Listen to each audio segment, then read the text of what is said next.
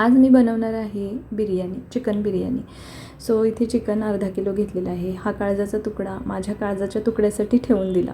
Chicken व्यवस्थित स्वच्छ धुवून घेतलं. त्याच्यावर टाकली हळद, लाल तिखट, नंतर थोडंसं चवीपुरतं मीठ आणि आलं लसणाची पेस्ट, परत कसुरी मेथी टाकली. त्याच्यानंतर मसाले टाकले.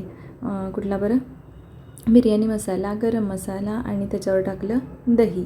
हे सगळं छान व्यवस्थित मिक्स करून घेतलं आणि पुदिना टाकायचा राहिला होता तर तोही वरून टाकला आणि छान हाताने असं व्यवस्थित मिक्स करून घेतलं. आता हे मॅरिनेशन महत्त्वाचं आहे, तर मी हे छान एक तास दीड तास असं मॅरिनेट करण्यासाठी ठेवून दिलं. नंतर हिरवं वाटण केलं. त्याच्यासाठी थोडंसं आलं, लसूण, हिरवी मिरची, कोथिंबीर आणि पुदिना असं मिक्सरला छान वाटून घेतलं. आता वरून आपण बिर्याणी मसाला टाकणार होतो, त्याच्यामुळे खडे मसाले मी जास्त वापरणार नाही, तर फक्त तमालपत्र, दालचिनी आणि लवंग, परत मिरे असं आणि बदाम फूल एवढंच थोडं थोडं क्वांटिटीमध्ये घेतलं होतं. आणि त्यातलंच मी परत तांदूळ म्हणजे भात शिजवताना देखील तेच वापरणार होते.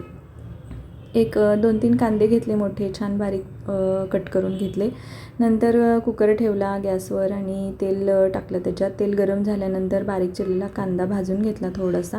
थोडा भाजल्यानंतर त्याच्यात ते हिरवं वाटण जे बनवलं होतं ते टाकलं आणि ते सुद्धा तेलात छान परतून घेतलं. नंतर त्याच्यावर टाकली हळद, नंतर लाल तिखट आणि मीठ आणि गरम मसाला आणि बिर्याणी मसाला. हे सगळं व्यवस्थित मिक्स करून घेतलं.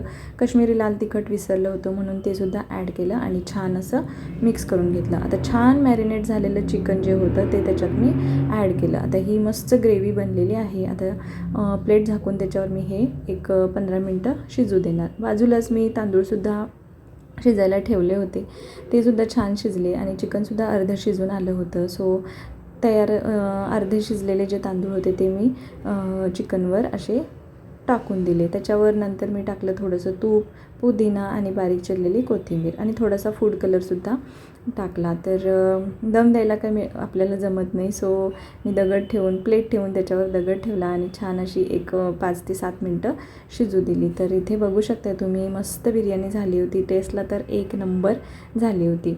सो कांदा न तळता आणि मोठीच्या मोठी प्रोसेस न करता अशी शॉर्टकट मेथडनीसुद्धा बिर्याणी अतिशय उत्तम, अतिशय चविष्ट होऊ शकते. सो नक्की ट्राय करा आणि आवडली तर नक्की लाईक करा.